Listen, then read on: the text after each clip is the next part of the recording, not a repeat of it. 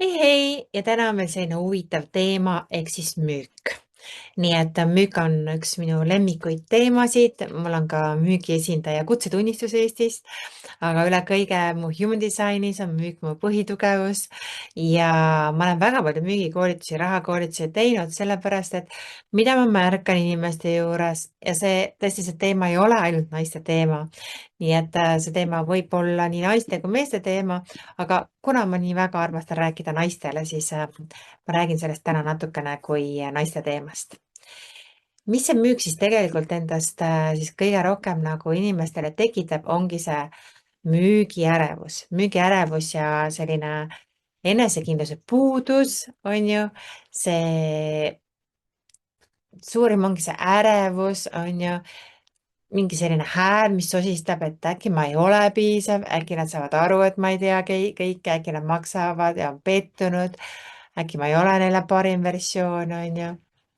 Ja see ei ole loogika, see ei ole mitte midagi loogikaga seotud, sa võid loogiliselt mõelda, et sa oled väga hea ja sul on väga hea toode ja teenus ja kõik, mis iganes.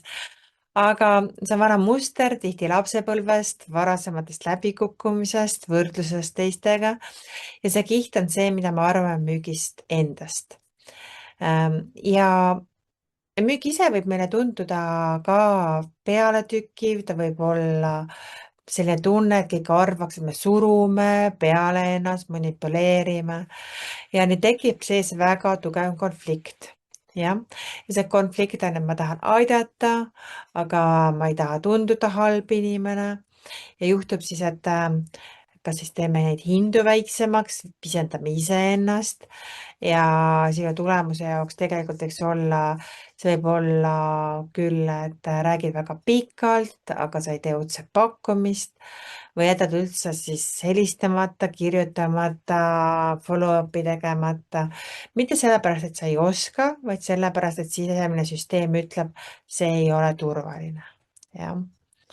Nii et võib ka olla, on ju, väga lihtne valem, mida tegelikult sa saad hakata kasutama, ongi siis muutuse valem, nii et me läheme selle sisse rohkem müügialkeemia kursusel, nii et kui sind huvitab, siis www.heidiblomberg.ee/MA, jah, 2 tähte, ma on ju, müügialkeemia lühend ja ja see on siis tõesti, et mida sa müügist endale räägid, mis see müük sinu jaoks on. Ja kui sa ütled endale, et müük on raha küsimine, siis iga hinna väljaütlemine on nagu eksam. Jah. Nii et see on absoluutselt, mida sa ise endale räägid selle müügi kohta. Ja siin tõesti ei ole müügis, ei ole roll kedagi veenda, sinu roll on aru saada, kas see, mida sa teed, päriselt aitab ka seda inimest. Jah.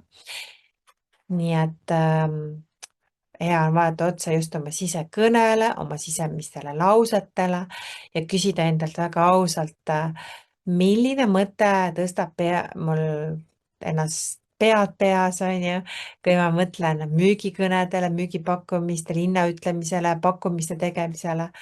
Et kas sul on näiteks selline energia nagu raha küsimine on ebamugav, kui ta ütleb ei, siis ma olen läbi kukkunud, teised on paremad müüjad kui mina või midagi sellist, on ju. Ja need ei ole lihtsalt mõtted, inimesed ütlevad, ma pole müügiinimene. Need on ka käsud, mida sinu närvisüsteem kuulab, jah. Nii et su energia, su erinevad pooled, mis on siis kaitsepool, nad hakkavad igati kaitsema sind, sa võid jääda haigeks, sul võib hakata väga-väga halb füüsiliselt, kui sa hakkad neid asju tegema. Sa ei saagi seda teha, sest su kehal on need müügiblokeeringud, on ju. Ja kuni need on nii-öelda juhtimispuldil, ei aita ükski müügiskript, on ju, siin on ju, kui inimesel on need müügiblokeeringud.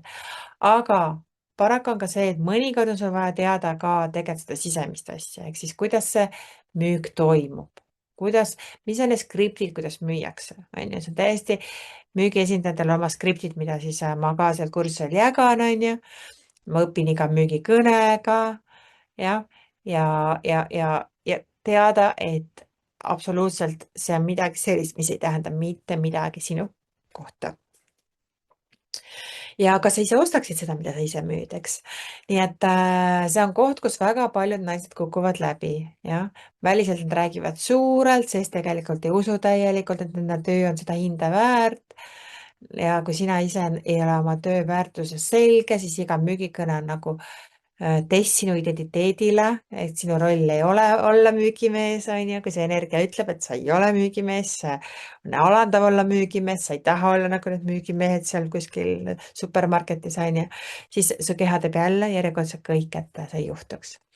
Nii et ma kutsun siis ka sind siis, et esimene konkreetne samm, mida sa siis saad teha, ongi see, et võta üks müügisituatsioon, mida sa väldid või mis tekitab kehas pinget.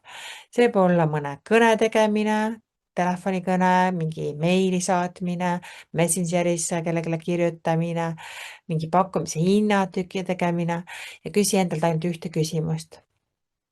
Milline lause minu enda kohta või müügi kohta teeb selle mulle raskeks? Ja pane see paberile, kirjuta tavalise sinise pliiatsiga, valgele paberile kirjuta ja vaata sellele lausele siis otsa, on ju. Nii et milline lause minu enda kohta ja müügi kohta teeb selle mulle raskeks ja tõesti vaata selle otsa nii, nagu sa vaataksid selle kellegi teise uskumusele otsa ja küsi, kas ma tahaks, et minu klient usuks enda kohta sedasama. Jah, nii et kui sa ei taha, siis siit algabki sinu töö iseendaga. Nii et kui see kõnetab sind, siis kui sa tunned, et see müügi ebakindlus hoiab sind tagasi, siis on väga konkreetne asi, millega sa saad liituda, ongi see müügialkeemia kursus, nii et meil on makseplaan 3 korda 111 eurot või maksis korraga 299 eurot, praegu early bird hind, nii et kui sa seda podcasti kuulad, siis see ei ole juhus ja ma loodan sind näha siis juba Facebooki grupis. Tšau!